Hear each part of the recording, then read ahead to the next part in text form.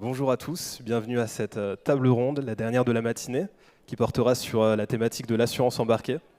Donc pendant les 20 prochaines minutes, on va essayer de mieux comprendre ce modèle émergent et d'en identifier les leviers de croissance futurs.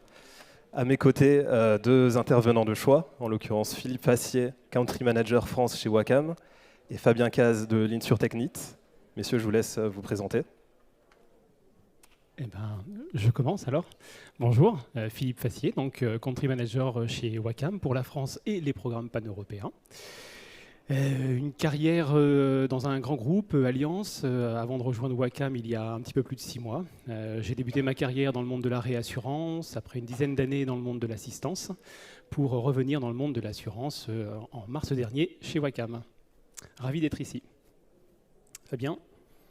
Bonjour à tous, merci d'être là. On sait que vous avez sûrement faim, donc on va essayer de le faire rapidement et le plus interactif possible.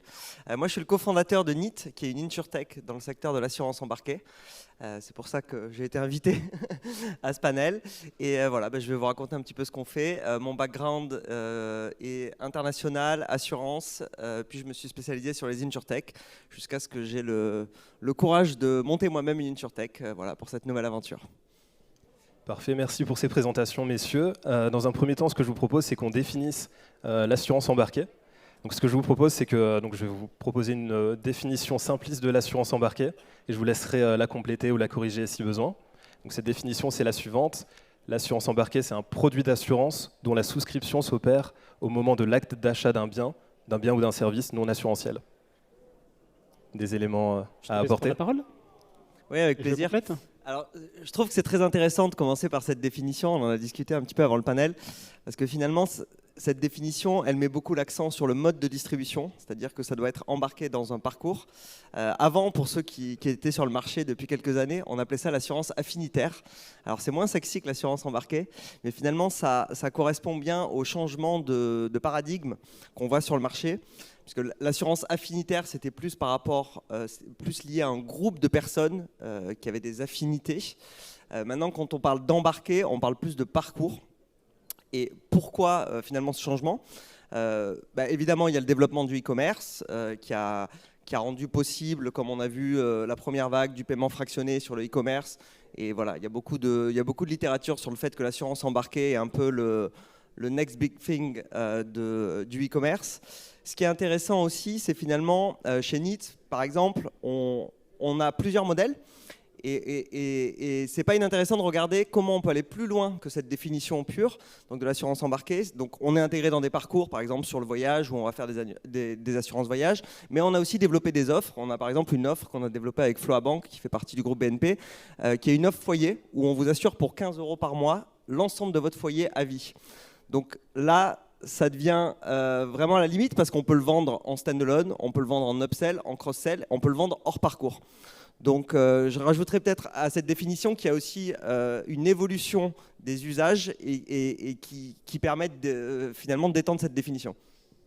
Alors, tu as dit beaucoup de choses sur l'assurance embarquée. Je vais essayer de la compléter tant que faire se peut. Et le lien que tu fais avec l'assurance affinitaire est intéressant parce que finalement, l'assurance affinitaire, on intégrait des populations très spécifiques, voire des produits. C'était assez limité à certains produits.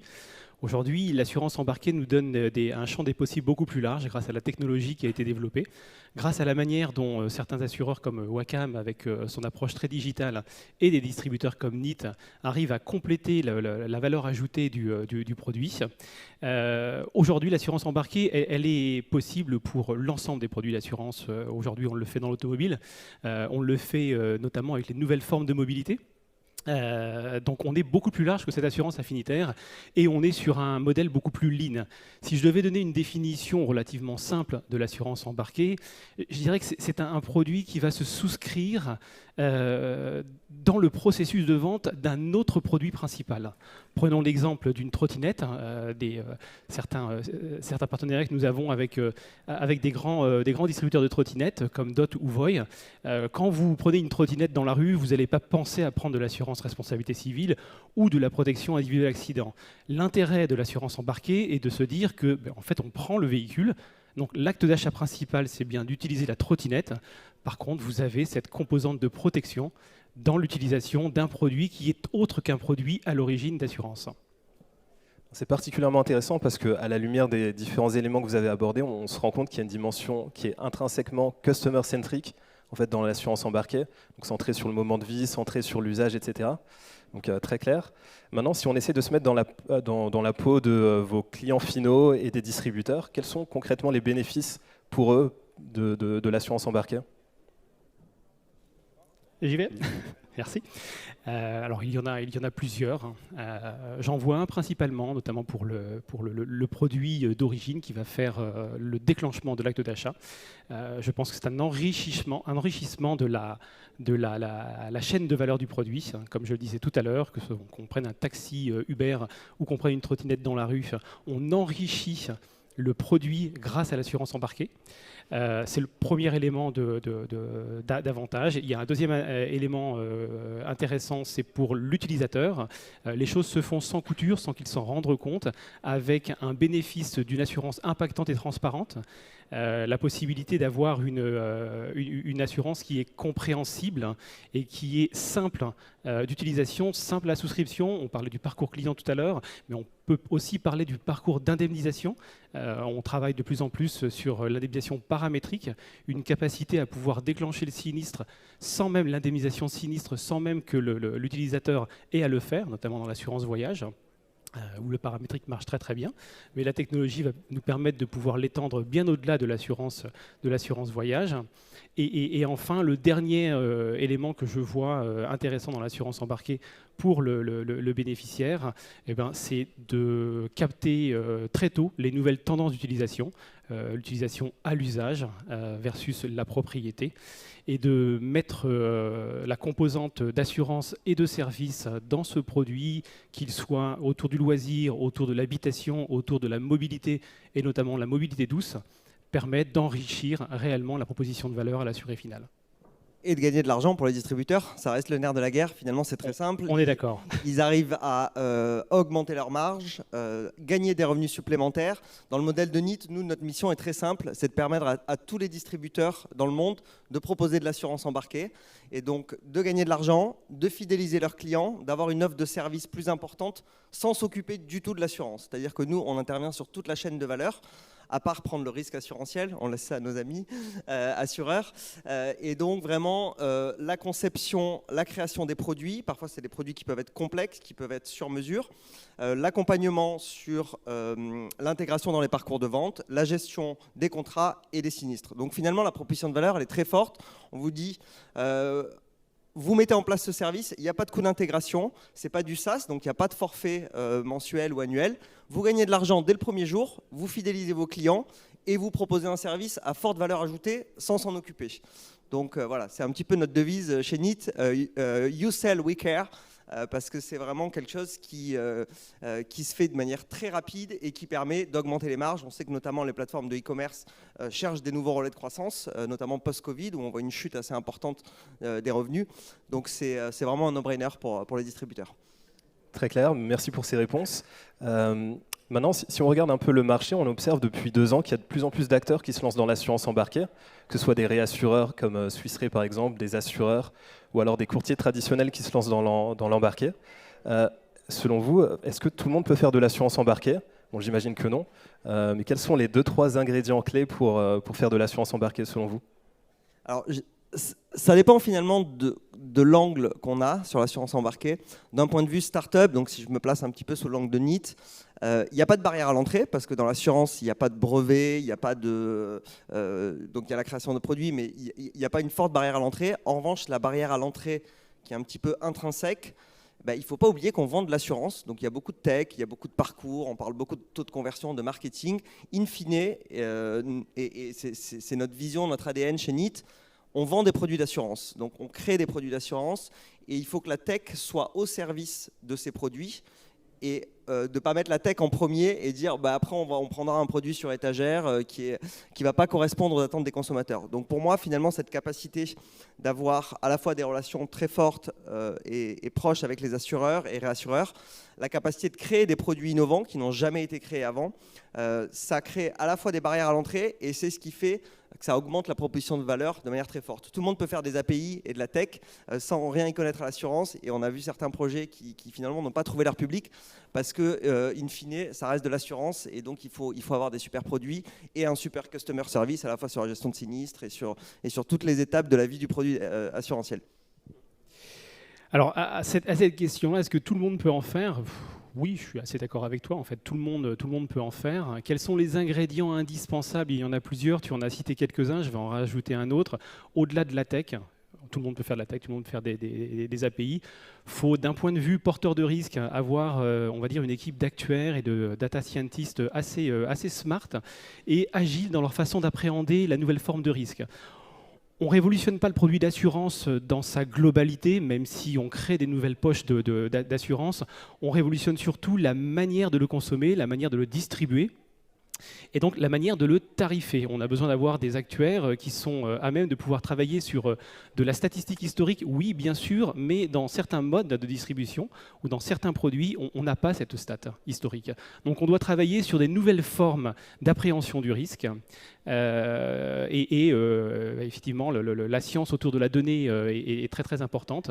Donc on combine à la fois une méthode actuarielle traditionnelle à une nouvelle vision des data scientists qui nous permettent de pouvoir lire, prédire et essayer d'anticiper le comportement d'une sinistralité, d'une consommation qui est différente au travers de cette assurance embarquée.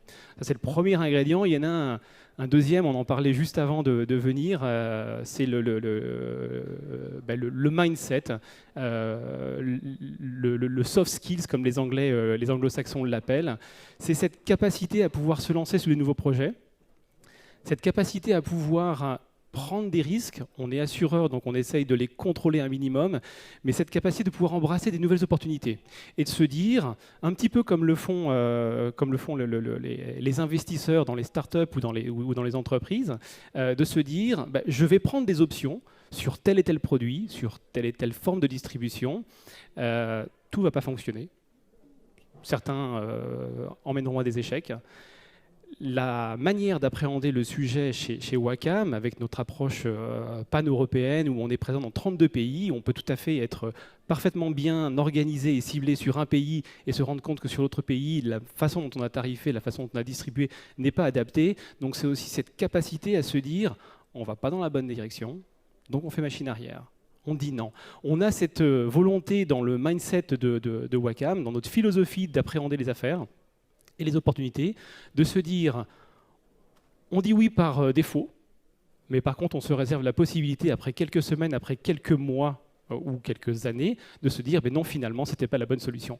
La technologie nous permet, notamment au travers des API, de pouvoir être très, très rapide dans la compréhension du comportement de la sinistralité et de pouvoir revenir sur une décision qui a été prise. Donc, on dit oui par défaut, mais on se laisse cette capacité de pouvoir se dire, c'est un échec, on fait demi-tour.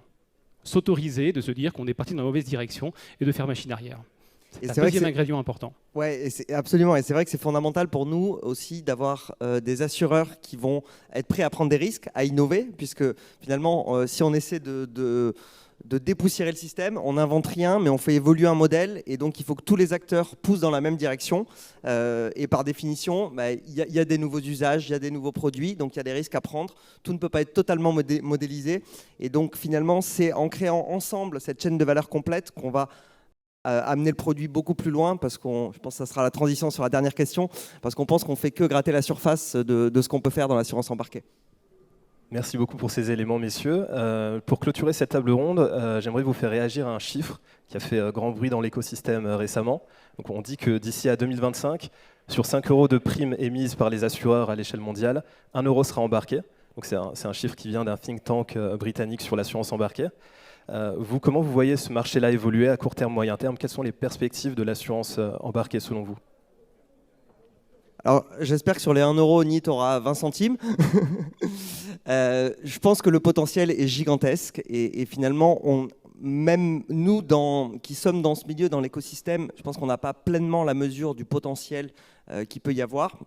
Il n'y a aucune raison que tout le monde ne propose pas de l'assurance embarquée. Donc pour moi, on est juste au début d'une nouvelle ère qui va être profonde, qui va induire des changements de comportement et qui va représenter un marché énorme. Il y a beaucoup de débats sur la taille du marché. D'ailleurs, le fait qu'on n'arrive pas à mettre un chiffre précis sur la taille du marché au niveau mondial est assez intéressant, parce que ça veut dire que est-ce qu'on compte quelque chose qui est vendu en stand-alone ou différent dans l'assurance embarquée? Ça revient à la définition. Donc pour moi, il n'y a pas de limite sur ce qu'on peut faire, et c'est que le début vraiment dans ce marché niche de l'assurance, mais d'une révolution profonde et qui va être, à notre avis, assez gigantesque. Sinon, on ne se serait pas lancé dans ce secteur, évidemment. Alors, 1 euro, 1 euro sur 5, 50 centimes, 2 euros, je ne sais pas. J'ai l'impression que le champ des possibles est assez vaste. Hein. Je pense effectivement que l'assurance embarquée va prendre une part importante de la distribution d'assurance dans les années à venir. C'est déjà un peu le cas chez nous. On a plusieurs cas d'usage qui montrent que l'assurance embarquée fait du sens. Elle fait du sens d'un point de vue distribution, elle fait du sens d'un point de vue économie aussi de la chaîne de fabrication d'un produit, notamment avec la jonction de la blockchain, qui vient nous permettre de pouvoir être très, très lean et fonctionner sur des produits à l'usage. On a le cas typiquement avec les VTCistes Uber à Londres, où on a une assurance qui se déclenche lorsque vous rentrez dans le véhicule et qui s'arrête lorsque vous sortez du véhicule. C'est quelque chose de complètement nouveau. Donc si demain on est capable de faire ça sur l'ensemble du parc automobile en France et en Europe, imaginez, ce 1 euro, il serait beaucoup plus important. Aujourd'hui, chez Wacam, c'est une croissance de plus de 20% sur l'assurance embarquée, sur un chiffre d'affaires supérieur à 500 millions d'euros sur 32 pays en Europe. Donc on a vraiment une capacité à pouvoir promouvoir l'assurance embarquée, et mon sentiment personnel, c'est que ce sera un petit peu plus important que cette répartition que vous annonciez tout à l'heure. On a un cas d'usage que je voulais citer qui est assez intéressant avec Courbet, le fabricant de bijoux, où on a un certificat digital qui est associé directement à la vente de la bague. Si la bague est volée, si elle est détruite, l'assuré n'a rien à faire hormis émettre un certificat de vol et l'intégrer dans le parcours client du partenaire Goods ID, et la refabrication de la bague se fait automatiquement.